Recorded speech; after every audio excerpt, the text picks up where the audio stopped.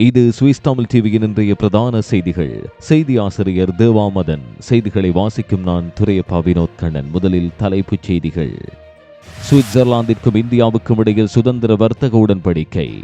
சுவிட்சர்லாந்தின் பிக்நெட்டுகள் தொடர்பில் மோசடி எச்சரிக்கை தகவல்.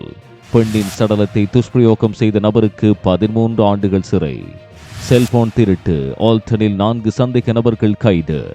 ஜெனிவாவில் வீதியை கடக்க முற்பட்ட ஒருவர் விபத்தில் சிக்கி பலி. சூரிச் மற்றும் விண்டத்தூரில் குறைந்தபட்ச ஊதியம் நிராகரிப்பு.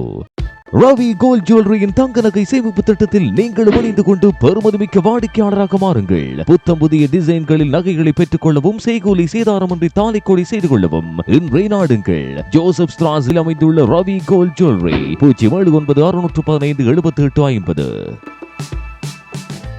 தொடர்பான விரிவான செய்திகள். இந்தியாவிற்கும் சுவிட்சர்லாந்துக்கும் இடையில் சுதந்திர வர்த்தக உடன்படிக்கைக்கு சுவிஸ் செனட் சபையானது அங்கீகாரம் வழங்கியுள்ளது. முதல் தடவையாக இவ்வாறு செனட் சபையில் அங்கீகாரம் வழங்கப்பட்டுள்ளது. செனட் சபையில் இந்த யோசனை முன்வைக்கப்பட்ட போது 41-0 என்ற அடிப்படையில் நிறைவேற்றப்பட்டுள்ளது. செனட் சபையில் அங்கீகரிக்கப்பட்ட இந்த யோசனை தேசிய பேரவையில் முன்வைக்கப்படவும் உள்ளது. தற்போது இந்தியா சுவிஸ் ஏற்றுமதிகள் மீது கடுமையான வரி விதித்து வருகின்றமை குறிப்பிடத்தக்கது. சுவிட்சர்லாந்தில் மோட்டார்வே பிக்நெட்டுகள் தொடர்பில் ஏமாற்று நடவடிக்கை இடம்பெறுவதாக எச்சரிக்கப்பட்டுள்ளது. 2025 மோட்டார்வே பிக்நெட்டை வாங்குவதற்கான நேரம் நெருங்கி வருவதால் சில அங்கீகரிக்கப்படாத ஆன்லைன் பிளாட்ஃபார்ம்கள் பிக்நெட்டிற்கான அதிகாரப்பூர்வ விலையான 40 பிராங்குகள் விட அதிகமாக வசூலிப்பதாக தெரிவிக்கப்பட்டுள்ளது. சுங்க மற்றும் எல்லை பாதுகாப்புக்கான பெடரல் அலுவலகம் இந்த அதிக விலை மோசடிகள் குறித்து ஓட்டுநர்களுக்கு எச்சரிக்கை விடுத்துள்ளது. இந்த அதிகாரப்பூர்வமற்ற விற்பனையாளர்கள் பெரும்பாலும் பிக்நெட்டின் டிஜிட்டல் பதிப்பை தேடும் நபர்களை குறிவைக்கின்றனர். உங்களை பாதுகாத்துக் கொள்ள எப்போதும் அதிகாரப்பூர்வ கூட்டாட்சி இணையதளத்தில் உங்கள் பிக்நெட்டை நேரடியாக வாங்கவும்.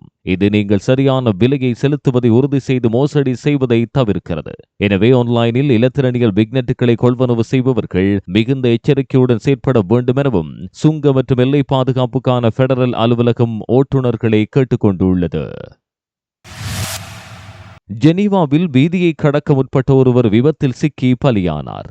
76 வயதான பாதசாரி ஒருவர் திங்கட்கிழமை மாலை ஜெனீவாவில் வீதியை கடக்கும் போது காரில் மோதியுள்ளார்.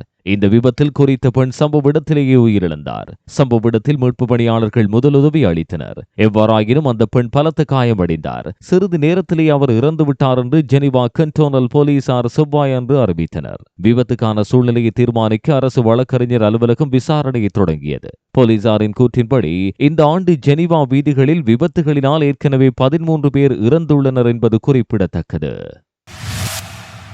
கிளாரோஸ் கண்டோனில் டிசம்பர் 2, 2024 திங்கட்கிழமை மாலை சுமார் 8:50 அளவில் நெட்ஸ்டலில் உள்ள ஒரு ஷாப்பிங் சென்டரில் கொள்ளை சம்பவம் ஒன்று இடம்பெற்றுள்ளது. ஏற்கனவே மூடப்பட்ட கட்டடத்தை 12 முதல் 15 வயதுக்குட்பட்ட 4 இளைஞர்கள் உடைத்து பல திருட்டுகளில் ஈடுபட்டுள்ளனர். பிரதான நுழைவாயில் உள்ள நெகிழ் கதவுகளை திறந்து ஷாப்பிங் சென்டருக்கு இளைஞர்கள் உள் நுழைந்தனர். உள்ளே நுழைந்தது முதலில் ஒரு மருந்து கடைக்கு சென்றனர். அங்கு பூட்டு கேட்டை திறந்து சுமார் 200 பிராங்குகள் மதிப்புள்ள வாசனை திரவியங்களை திருடி சென்றனர். அதன் பின்பு கியோஸ்க் ஒன்றிற்கு சென்று சுமார் 150 பிராங்குகள் மதிப்புள்ள சிகரெட்டுகள், புகையிலை பொருட்கள் மற்றும் பிற பொருட்களை திருடி சென்றனர்.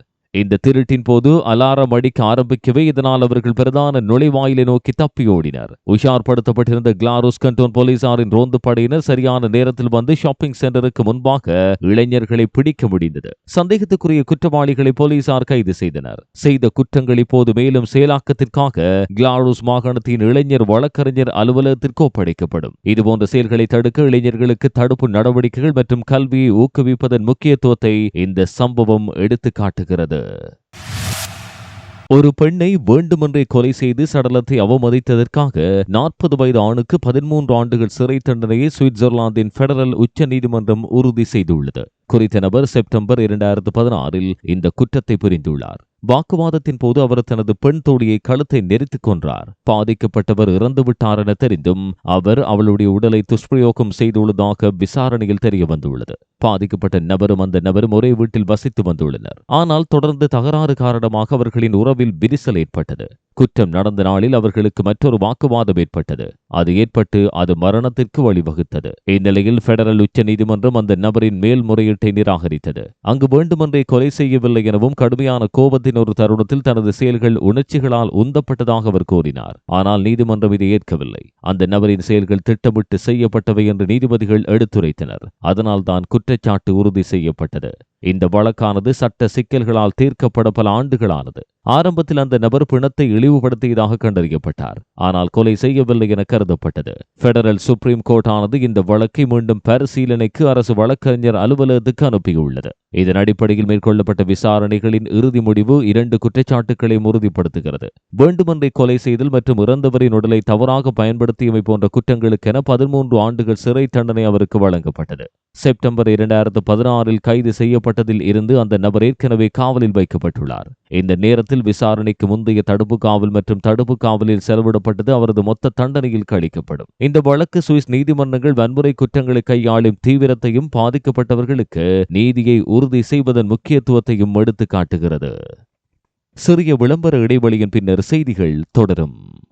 சூரிச் நகரில் வகுப்பறைகள், நடன வகுப்புகள், சந்திப்புகள், கலந்துரையாடல்களை மேற்கொள்ள இடம் தேடி அலைகிறீர்களா? அப்படியாயின் இனி கவலை வேண்டாம். மணித்தியால அடிப்படையில் மிக குறைந்த விலையில் இடம் வாடகைக்கு உண்டு. மேலதிக தொடர்புகளுக்கு அழையுங்கள். யோகி மாஸ்டர் 079 25 35 394. சிவா ஷிப் கார்கோ 16 வருடங்களுக்கு முன்பே தமிழர்களுக்கான ஒரு கப்பல் பொது சேவையை சுவிட்சர்லாந்தில் முதலில் ஆரம்பித்து இன்று 21,000 வாடிக்கையாளர்களை தன்னகத்தை கொண்ட பாதுகாப்பும் நம்பிக்கையும் முதன்மையானதுமான ஒரே ஒரு தமிழர் நிறுவனமான சிவா கப்பல் பொது சேவையில் நீங்களும் இணைந்து கொள்ளுங்கள்.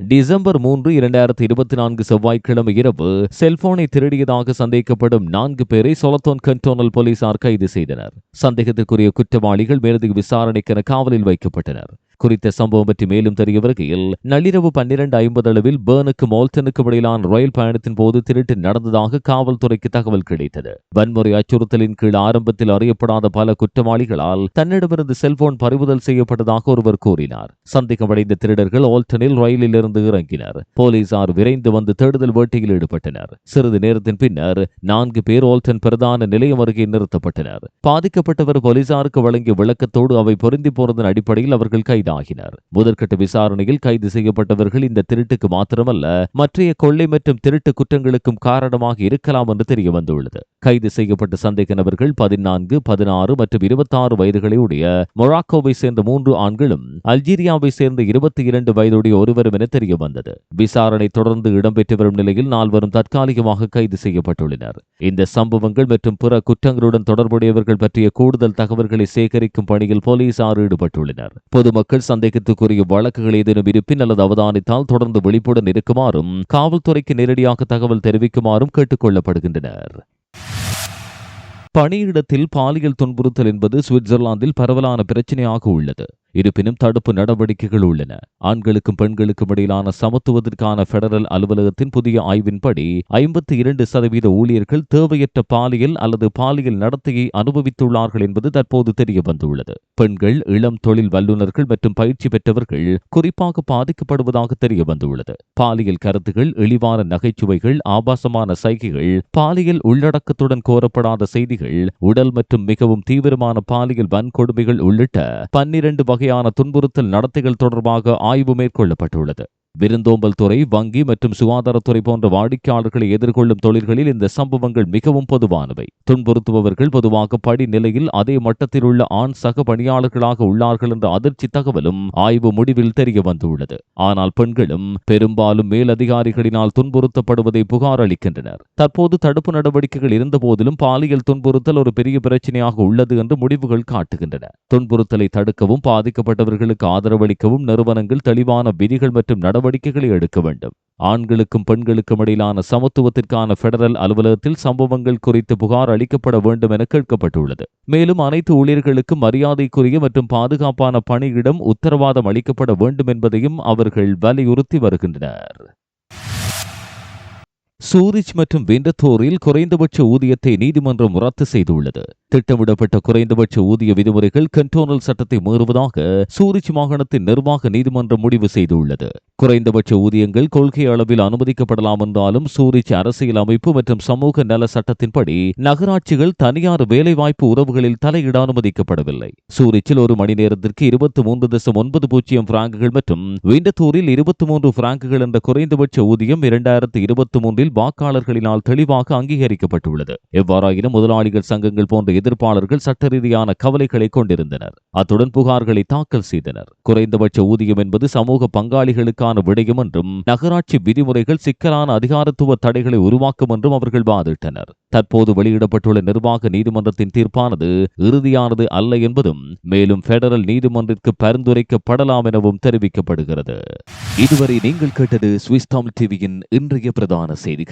நேற்றைய நாள் பிரதான செய்திகளை பார்வையிட தவறியவர்கள் முதலாவது கமெண்டை பார்வையிடுங்கள். அத்துடன் இதுபோன்ற சுவிட்சர்லாந்தின் பிரதான மற்றும் பிராந்திய செய்திகளை உடனுக்குடன் அறிந்து கொள்ள சுவிஸ் தமிழ் டிவி யூடியூப் சேனலை பார்வையிடுங்கள். அத்தோடு சப்ஸ்கிரைப் செய்யாதவர்கள் இப்போதே சப்ஸ்கிரைப் செய்யுங்கள்.